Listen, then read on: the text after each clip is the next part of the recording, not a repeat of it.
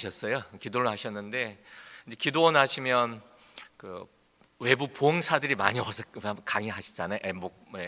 부흥회도 인도하고 집회도 하고 그러면서 저희 어머님 늘 하시는 기도가 뭐였냐면 우리 저기 막내 아들 성민이도 세계적으로 다니는 유명한 부흥 강사가 되게 해주세요. 늘 그게 저희 어머니의 저를 위한 기도였습니다. 왜냐하면 어머니가 늘 기도원에 한 번은 또 큰 누나 기도원에 거치하셨다가 또 한 번은 또 둘째 누나 기도원에 거치하시면서 그렇게 지내셨거든요. 그러니까 늘 부흥 강사들의 이 설교를 들으시고 또 오셔서 예배드리고 그런 것만 경험하시다가 선교사로 살아가야 될 저를 유명한 부흥 강사가 되도록 늘 기도하셨던 그 기도가 이분이 부흥의 초청을 받으면 생각이 났어요. 저는 사실 외부 부흥회 초청을 받은 건 이분이 처음이거든요. 선교사가 뭐 부흥회 강사로 초청받을 일이 뭐가 있겠어요. 그렇지 않습니까? 근데 하나님께서 또 우리 임마누엘 장로교회 우리 목사님을 통해서 오랫동안 선교사로 또 후원하고 기도했기 때문에 한 번도 만나지 못해서 또 만날 수 있는 기회의 장으로 부흥에 초청해 주셨다. 저는 그렇게 생각하고 또 개인적으로는 저희 어머니의 기도가 응답되었다. 그렇게 개인적으로 생각합니다. 그래서 부모들의 자식을 향한 기도가 그것이 순수하다면 결코 땅에 떨어지는 일은 없구나, 그 생각이 들었습니다. 그래서 이 새벽에 어제도 그렇고 또 오늘 아침에도 이렇게 우리 어르신들 나오셔서 기도하는 모습을 보면서 제 어머니가 많이 생각이 났어요. 저희 어머니의 마음으로 우리 또 성도님들도 자녀들을 위해서, 교회를 위해서, 또 담임 목사님을 위해서 그렇게 기도하시겠다는 그런 생각이 들었습니다. 어쨌든 개인적으로는 어머니의 기도가 지금은 살아 계시지 않으셨지만 아마 살아 계셔서 제가 부흥에 왔다 그러면 너무 좋아했을 것 같고, 제가 누나들 형제들 카톡방에 그 이야기를 올렸어요. 그랬더니 누나들이 맞다 이제 그런 이야기를 하셨습니다. 저를 위해서 누나들이 또 지금 열심히 기도해 주고 계셔서 감사하고, 다시 한 번 더 이런 자리에 설 수 있도록 인도해 주신 하나님, 그리고 또 우리 목사님과 여러분들께 개인적으로 감사를 드립니다. 잠깐 기도드리고요, 하늘 말씀을 나누도록 하겠습니다. 하늘 아버지, 참 감사합니다. 오늘도 이렇게 저희들에게 특별히 주의를 허락하여 주시고 또 이 새벽에 하나님 앞에 하나님을 예배하는 예배자로 저희들을 세우셔서 감사합니다. 하나님, 연일 계속되는 부흥의 시간들을 통하여서 하나님께서 우리에게 주시는 말씀들을 또 마음에 담고 또 우리의 삶을 돌아보고 어떻게 하면 하나님을 섬기며 또 하나님을 더 깊이 사랑하며 또 살아갈 수 있을지를, 우리의 삶을 또 체크할 수 있도록 기회를 주셔서 참 감사합니다. 오늘도 이 아침에 주시는 말씀 앞에 저희들이 겸손히 듣고 또 가난한 심령에 대하여 순종하는 마음으로 하나님 말씀 앞에 서게 하여 주시옵소서. 예수님의 이름으로 기도드리옵나이다. 아멘. 오늘은 중국 고산 지역의 리수족 교회 성도들이 세운 영국 선교사 제임스 프레이저 선교사의 비문을 소개해드리면서 말씀을 시작하려고 합니다. 이 비문은 제임스 프레이저의 딸인 에일린 크로스만이 저술한 제임스 아버지 선교사의 선교 사역 또 삶의 정기를 기록한 삼비라고 하는 책에 수록된 그러한 내용인데요. 제임스 프레이저는 리수족 가운데 처음으로 기독교 공동체를 세운 사람으로 리수 신자들의 존경받는 사도로 알려져 있다. 비문에 있는 내용이 비문이 굉장히 길어요. 굉장히 긴데 그 중에 이렇게 표현이 되어 있습니다. 제임스 프레이저는 그의 생애를 통하여 리수족을 위하여 다음과 같은 4가지 공헌을 하였다. 첫째, 리수 사람들이 영원하신 하나님을 알도록 인도했다.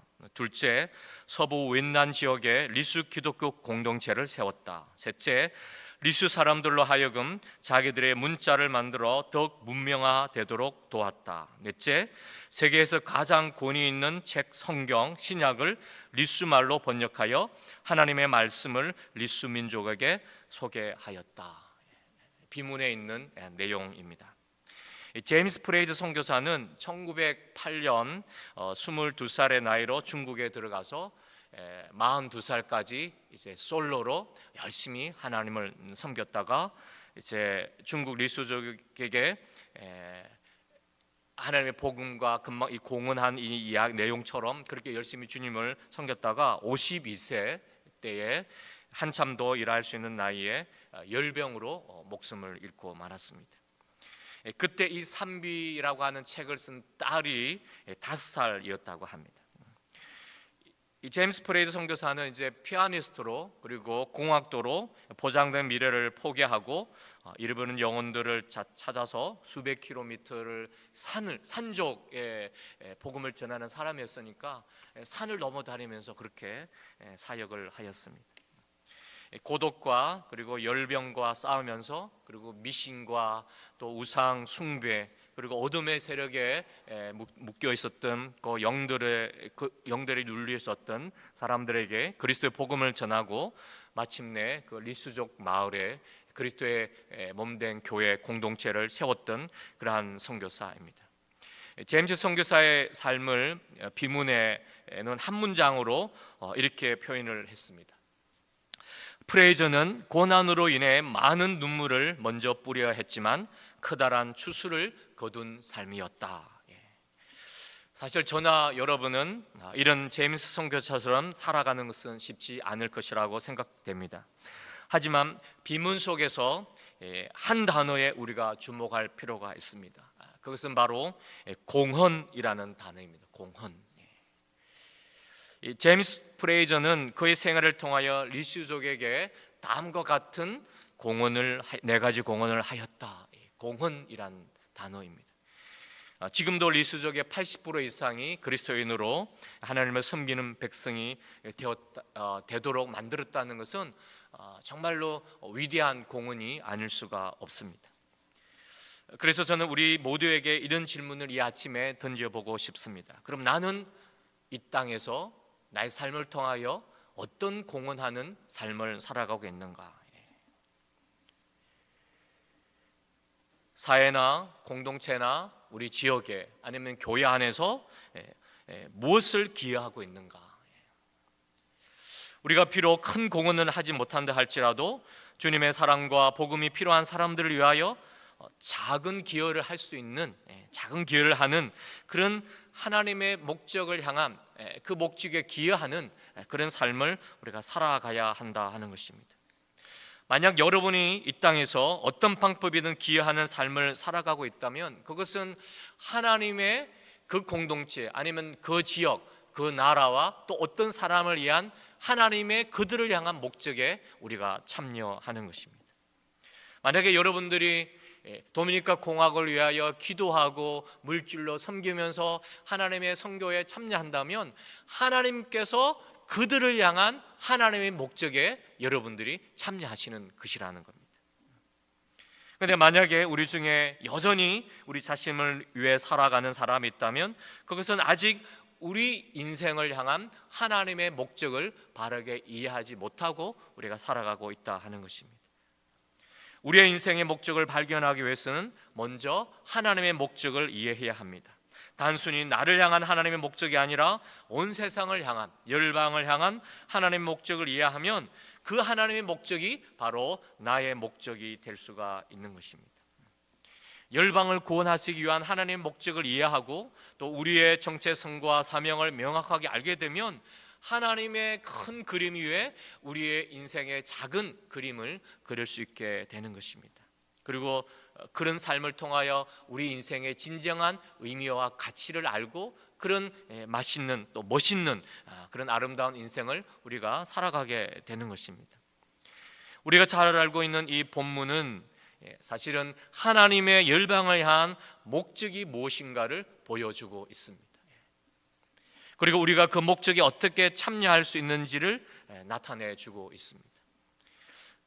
많은 그리스도인들은 성경을 믿음으로 살아간 사람들의 이야기로 생각하는 경향들이 있습니다. 하지만 성경은 믿음의 영웅들의 이야기가 아니라 모든 역사와 사건의 배후에서 일하시는 하나님의 이야기입니다. 성경은 타락한 세상을 구속하여 하나님의 영광과 예배에 참여하게 하시려는 하나님의 열방을 향한 구원의 이야기입니다. 바로 하나님의 선교의 이야기입니다.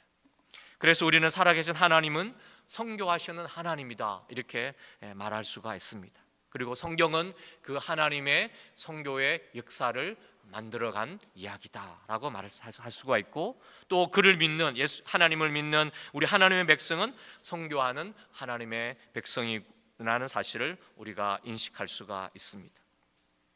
하나님의 구속의 이야기는 여러분들이 잘 알고 계시겠지만 네 가지 키워드로 우리가 요약을 할 수가 있습니다. 창조, 타락, 그리고 구속, 회복, 새 창조입니다.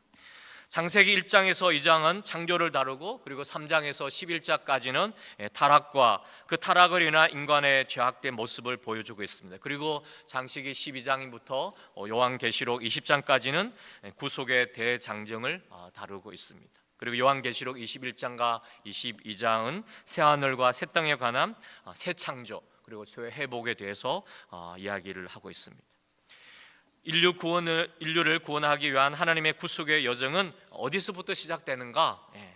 그것은 바로 오늘 본문 창세기 12장 아브라함을 부르시고 그에게 약속을 주시는 이 시점부터 본격적으로 시작이 되는 것입니다. 물론 창세기 3장 15절에 원시 복음을 하여서 하나님께서 이제 복음에 관한 최초의 말씀을 하시지만, 본격적으로 구속의 여정이 시작되는 것은 아브라함의 부르심의 시점부터 시작이 되는 것입니다.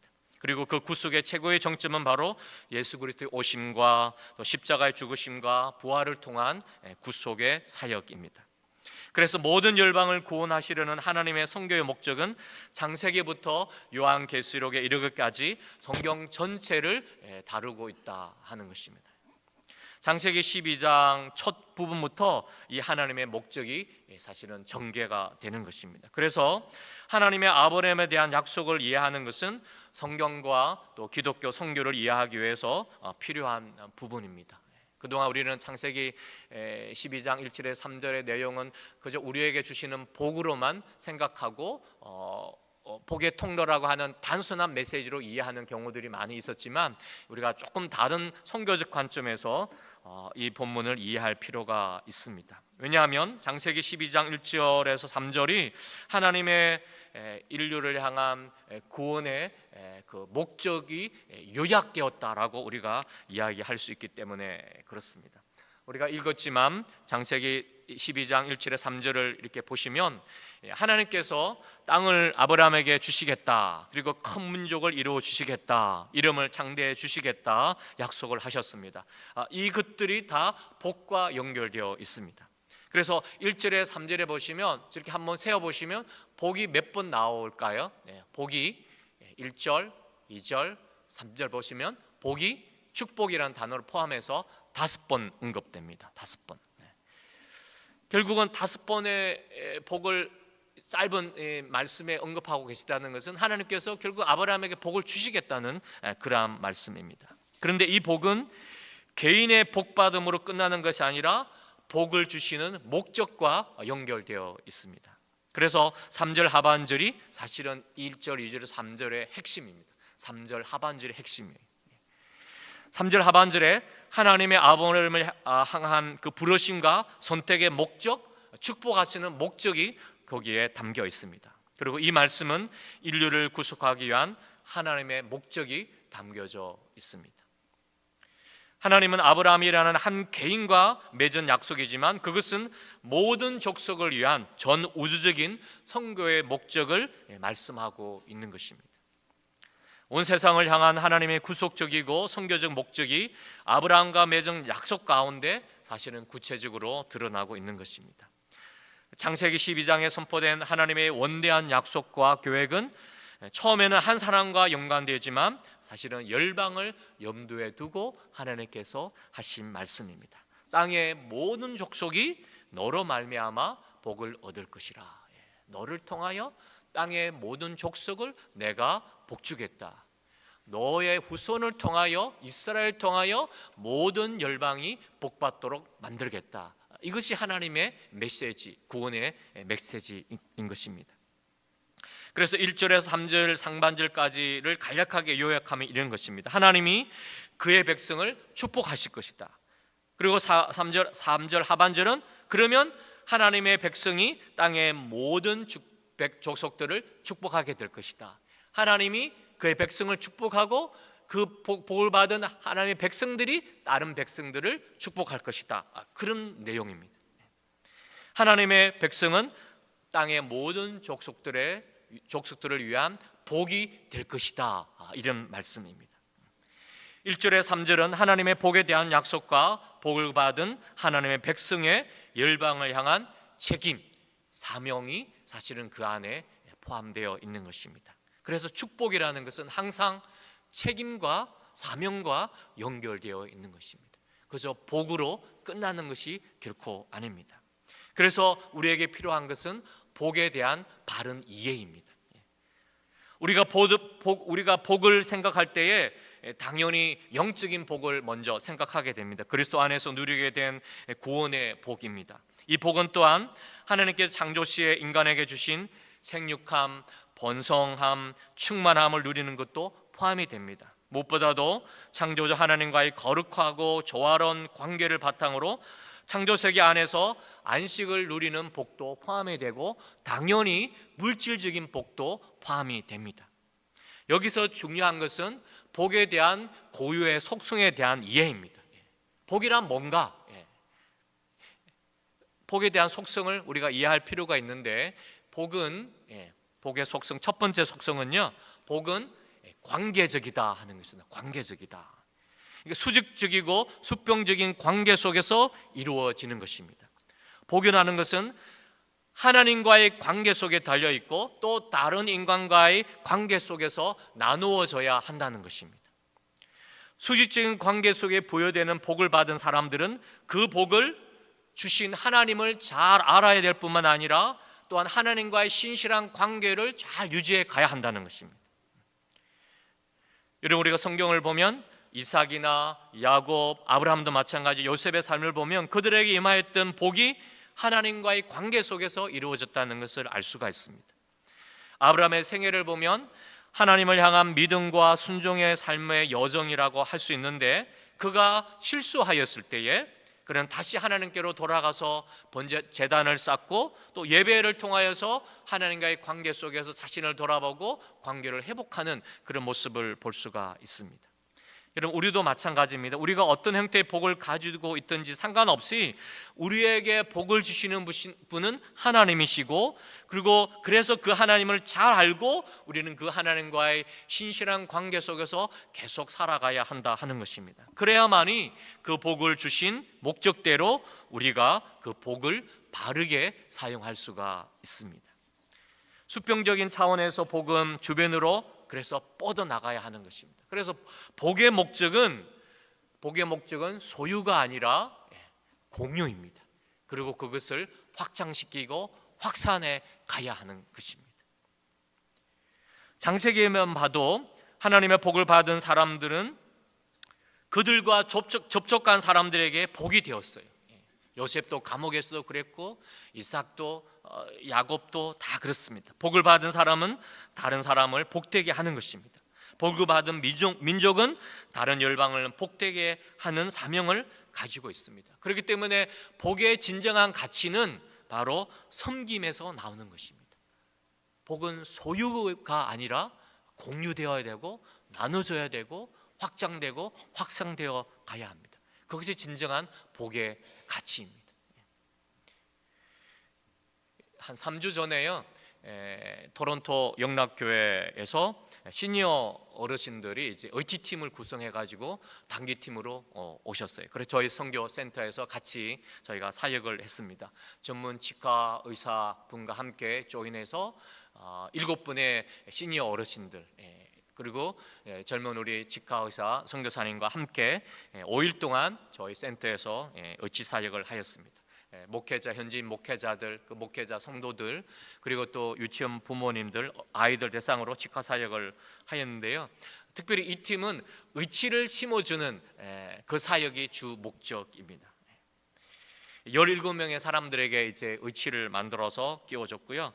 사진을 이렇게 보시면 또 이를 빼야 될 사람들, 그 사람들 또 발치도 많이 하고, 그리고 밤새 이가 아프다고 온 사람들 또 빼주기도 하고, 우리 유치원 아이들 불소도 이렇게 이에 이렇게 발라주고 하는 그런 사역들을 했습니다. 사실은 그 가난한 사람들에게 의치 하나를 하는 것은 굉장히 큰 부담이거든요. 의치 하나에 최소한 600불 이상 들어가요. 어떤 분들은 이가 뭐 위에 하나도 없기도 하고 또 하나만 남아 있기도 하고, 또 거기는 오토바이 사고 교통사고들이 워낙 많이 나기 때문에 교통사고 때문에 또 이가 깨지거나 이런 사람들도 있고, 그래서 그분들의 이 사정을 보면, 이빨, 이 치아 상황을 보면 굉장히 안 좋은 것을 보게 됩니다. 함부로 또 쉽게 또 치과를 갈 수 없는 또 비용 때문에 그런 분들인데, 하나님께서 이 팀을 이렇게 보내주셔서 얼마나 감사했는지 모르겠습니다. 의치 사역을 이번에 보면서 제가 느낀 게요, 이분들 한번 보세요. 제가 이제 의치 사역에 이름을 지었어요. 미소를 되찾아주는 사역이다, 그런 제가 이름을 하나 붙였어요. 이가 저렇게 많이 빠져 있고 그러다 보니까 사실은 함부로 잘 이렇게 웃지도 못하는 거예요. 저 옆에 저랑 같이 사진 찍은 옆에 있는 분은 이제 목사님이시고 토요일 성경공부에도 참여하는 목사님이신데, 이 목사님은 이 광고를 듣고 자기 성도들을 많이 데려오신 거예요. 이게 목자의 마음이다, 그런 생각이 들었어요. 목회자 연합회에 광고를 했는데 정말 저 목사님하고 몇 분만 자기 성도를 데려오고 다른 분들은 안 데려오셨어요. 너무 귀한 사역이고 좋은 기회인데, 그래서 저 목사님하고 사진을 찍었는데, 저 성도님은 이렇게 앞에 이빨이 없잖아요. 얼굴이 이쁘신데 보세요, 이가 없으니까 없어 보이잖아요. 그런데 이가 생기니까 사람이 있어 보이는 거예요. 제가 없어 보여요. 뭔가 없어 보이고 그랬는데, 이빨을 딱 끼고 나니까 너무 멋있어요. 영화배우 같아요. 저는 저 여자분 보면서 소피아 로렌이 생각이 났어요. 너무 멋있었어요. 그리고 이제 옆에 계시는 분은 아래쪽에 있는 사진은요, 저희 교회 앞에 사시는 목사님이세요.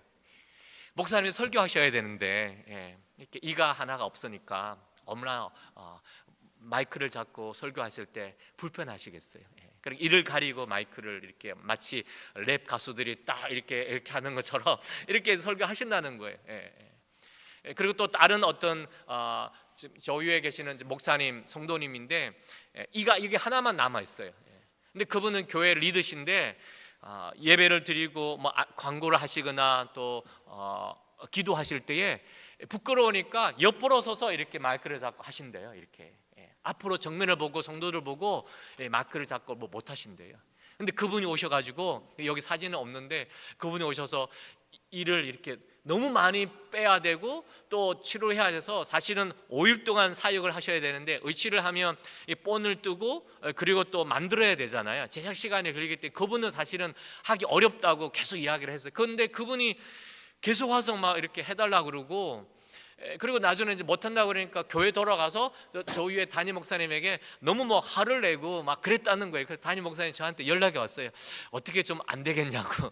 그래서 저기 사정을 이제 의치팀을 인도하는 전문 의치 우리 장로님께 말씀을 드렸더니 그러면 데려오라. 그래가 그분에게 또 해드렸어요.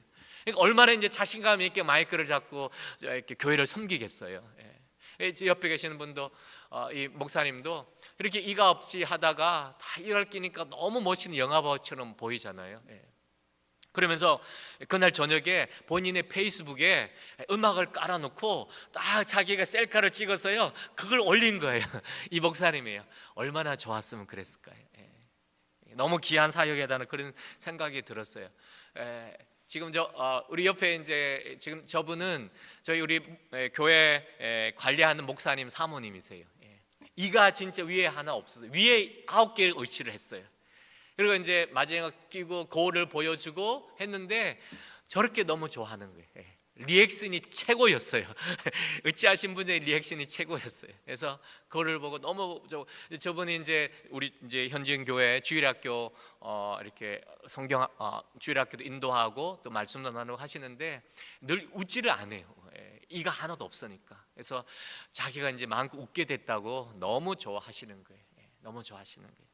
그래서 하나님께서 귀한 팀을 보내주셔가지고 잃어버린 미소를 사람들에게 찾아주게 해주셔서 얼마나 감사했는지 모르겠습니다. 선교팀들을 보면 하나님께서 주신 그런 은사들 또 그런 경험들을 그냥 이렇게 오셔서 나누신 거예요. 그래서 저는 단기 선교팀은 꼭 전문가가 아니라 이렇게 이제 이분들은 조금 전문가지만 한 분만 사실은 전문가시고 나머지 6분은 옆에서 보조해 주시는 분들이에요. 다 전문가가 아니세요. 다 연세가 굉장히 많으시고 60대 이상 의지팀을 이끌으신 장로님은 70세가 넘으신 분이세요. 그래서 저는 하나님을 섬기는데 또 우리가 갖고 있는 경험, 은사들 또 마음들을 나누는데 나이는 필요 없다, 저는 개인적으로 생각합니다. 나이와 상관없이 얼마든지 하나님을 섬길 수 있다, 저는 그런 생각을 합니다. 그러면 단기 선교는 꼭 은사가 있는 사람만 가야 되냐? 저는 전혀 그렇지 않습니다. 은사와 상관없이 단기 선교의 제일 중요한 것은 마음입니다. 마음. 그 땅을 향한 마음, 그리고 단기 선교의 목적과 동기를 잘 이해하고 있으면 어떤 분이시든지 은사나 경험, 훈련이 부족해도 상관없이, 나이와 상관없이 얼마든지 하나님을 섬길 수가 있습니다. 풍선 하트, 풍선 하트. 아이들 풍선 만들어주면 너무 좋아합니다. 아이들의 공작 조금 해주는 거, 크레용 이렇게 잘 잡도록 도와주고 그림 할 수 있도록 색칠하는 거 도와주는 거, 그런 거는 아무나 할 수 있고 나이 들어도 할 수 있는 것. 우리가 뭐 예를 들면 저희 같은 경우에는 이제 그곳에 사는 가난한 IT인들을 위해서 핫도그 만들어 가지고 그냥 나눠주는 거, 햄버거 빵 사가지고 그 안에 햄 사서 치즈 넣고 상추 한 장 깔고 그리고 토마토 썰어 넣고, 그런 건 누구나 다 할 수 있잖아요. 은사가 필요 없잖아요. 훈련이 필요 없잖아요. 그거 싸가지고 콜라 한 병 사서 가난한 사람들 방문하여서 축복해주고. 그래서 단기 선교를 여러분 어렵게 생각은 하지 마세요. 그리고 또 저희 같은 경우에는 어제도 목사님과 잠깐 말씀 나눴지만 그 팀이 어떻게 꾸려져 있고 그 팀의 구성인 멤버가 어떤가, 또 그 팀이 갖고 있는 은사들 또 경험들 또 하고 싶은 사역이 뭔가를 저희 현장에 있는 선교사 저희랑 충분히 이제 소통하고 그분들이 그것을 즐겁게 할 수 있도록 저희가 사역을 만들어 드려요.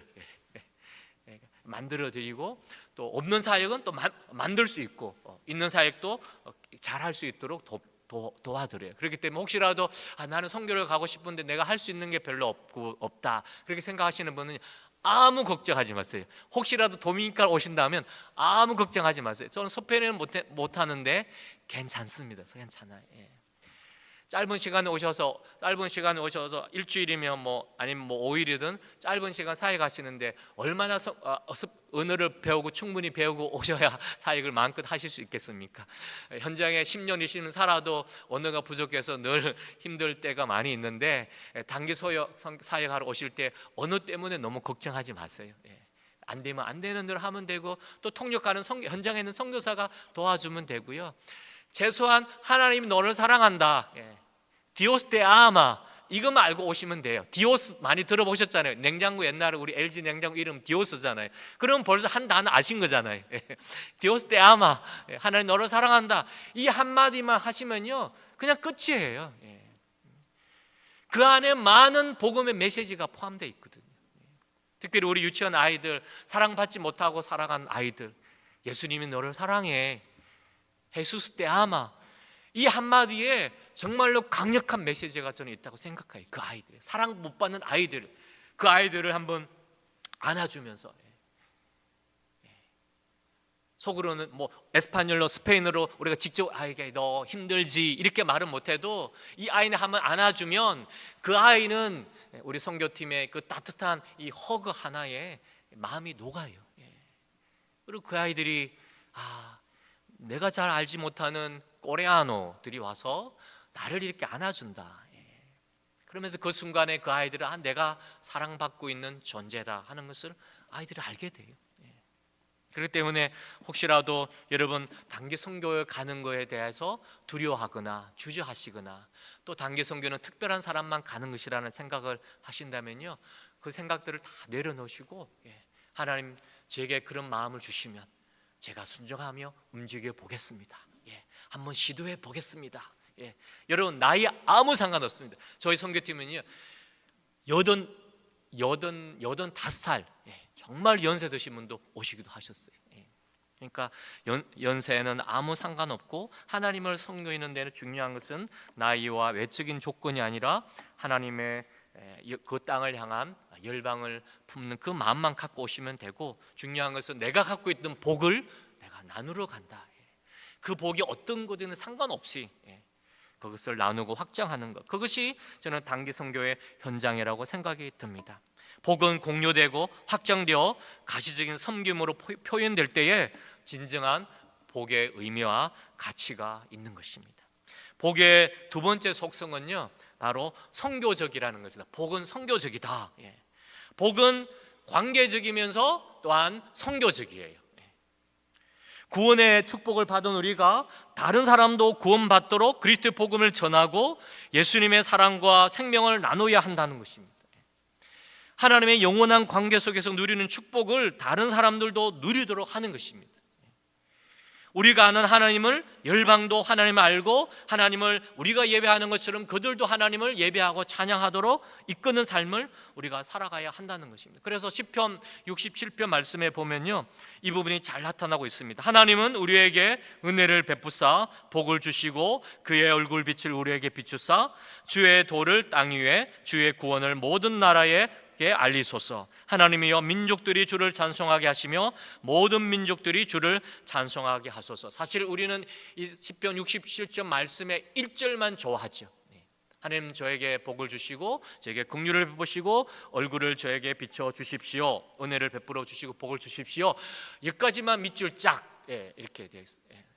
거기까지만 좋아합니다. 근데 사실은 1절에 하나님께서 시편 기자가 은혜의 복을 달라고 긍휼을 베풀어 달라고 하나님의 얼굴을 나에게 비춰 달라고 기도하고 있지만 그 기도의 의도, 목적은 2절부터 나타나는 거예요. 그래서 우리 한글 성경에는 없지만 원래 1절과 2절을 연결하는 전치사가 있습니다. 그것은 뭐냐면 이는 이라는 전치사예요. 그래서 뭐뭐 하도록, 그래서 하나님 원래 그래서 연결을 시키면 이런 거예요. 하나님 저에게 은혜를 베푸시고 복을 부어주세요. 주님의 얼굴을 저에게 비추어 주십시오. 왜냐하면 저를 통하여 우리를 통하여 모든 민족들이 주를 찬송하도록 그리고 주의 도를 땅 위에 주의 구원을 모든 나라에 알리도록 하나님 저에게 은혜의 복을 베풀어 주세요. 그런 말씀이에요. 원래 그 말씀이에요.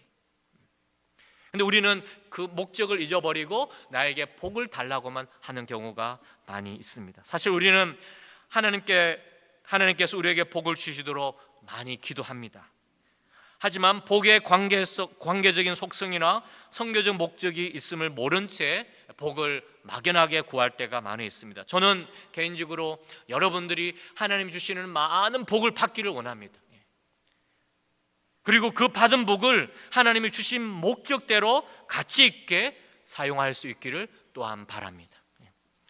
아브라함에게 주신 복의 약속은 단순히 개인적인 복을 누리게 하려는 것이 아니라 아브라함을 통하여 아브라함의 자손을 통하여 모든 민족이 복을 받게 하려는 선교적 목적에서 이루어진 것입니다. 그래서 선교학자들은 하나님께서 아브라함에게 주신 이 창세기 12장 1절에 3절의 이 약속을 죄 가운데 있는 인류를 구원하시려는 하나님의 구원 계획을 이루기 위한 최초의 선교적 대위임 명령이다. 이렇게 선교학자들은 그렇게 이야기하기도 합니다. 마태복음 28장 18절에서 16절에서 20절 말씀만 대위임 명령이 아니라 창세기 12장 1절에 3절 말씀이 최초의 선교적 대위임 명령이다. 선교학자들은 그렇게 이야기도 합니다. 사랑하는 성도 여러분, 그리스도 안에서 영적인 아브라함의 자손이 된 우리는 이 복의 수유자로서 또한 수혜자로서 복의 전달자의 사명을 우리가 살아가야 합니다. 우리 모두가 선교사가 되어야 한다는 것은 아닙니다.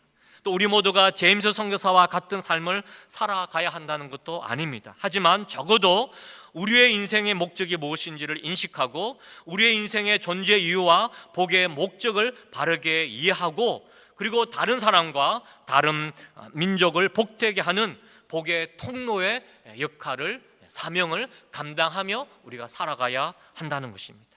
하나님의 축복을 받은 사람들은 자신을 넘어서 복이 되라는 그런 부름을 받은 그러한 사람들입니다. 우리가 그리스도 안에 있기 때문에 우리는 아브라함의 복을 공유할 뿐만 아니라 아브라함의 복을 확산시키는 그런 사명을 받은 자들입니다. 그렇기 때문에 우리 중에 그 누구도 복을 소유만 하는 이기적이고 탐욕적인 삶을 사는 사람이 되어서는 안 됩니다.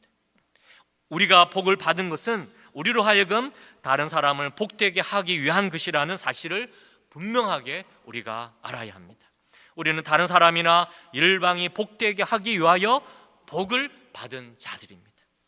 나는 복 받은 게 없는데, 우리가 찬양 가사처럼 정말 그런가? 복을 세어보아라, 찬양의 가사가 있잖아요. 우리가 그 복을 세어보면 하나님으로부터 얼마나 많은 복을 받은 존재들인지, 이 받은 복을 누리지 못하는 사람들이 우리 주변에 얼마나 많이 있는지 우리가 살펴볼 필요가 있습니다. 우리는 다른 사람이나 열방이 복되게 하기 위하여 복을 받은 자들입니다. 그렇기 때문에 우리는 복의 대행자요, 복의 복제자로서의 삶을 살아가야 하는 것입니다. 그래서 축복은 항상 사명과 그리고 책임과 섬김과 그렇게 연결이 되어 있는 것입니다. 그래서 복의 진정한 가치는 소유가 아니라 공유와 확산입니다. 타락으로 인하여 영적으로 암울한 시대에 하나님께서는 열방을 구원하시기 위한 원대한 계획을 가지고 아브라함을 부르시고 또 모든 땅의 족속이 너로 말미암아 복을 얻을 것이라는 말씀을 하셨습니다. 사실 4,000년 그때나 지금이나 인간의 영적인 상황은 더 나아지지 않은 가운데 하나님께서 저와 여러분을 영적인 아브라함의 후손으로 이 시대를 위한 축복의 통로가 되도록 그렇게 불러주셨습니다. 그리고 동일하게 우리에게도 이렇게 말씀하셨습니다. 땅의 모든 족속이 너로 말미암아 복을 얻을 것이라. 너는 복이 될지라. 우리 모두가 하나님께로부터 받은 이 복을 공유하고 확장시키며 흘러보내는 복의 통로가 될 수 있기를 주의 이름으로 축복합니다. 기도하겠습니다. 하나님 아버지, 참 감사합니다. 우리를 아브라함의 후손으로 예수 그리스도 안에서 삼아주시고 아브라함에게 하신 그 말씀을 우리에게도 주셔서 감사합니다. 우리를 통하여 땅의 모든 민족들이, 열방이 복을 받을 수 있도록 우리 모두를 축복의 통로로, 우리 임마누엘 장로교회를 하나님의 축복의 통로로 사용하여 주시옵소서. 예수 그리스도의 이름으로 기도드리옵나이다. 아멘.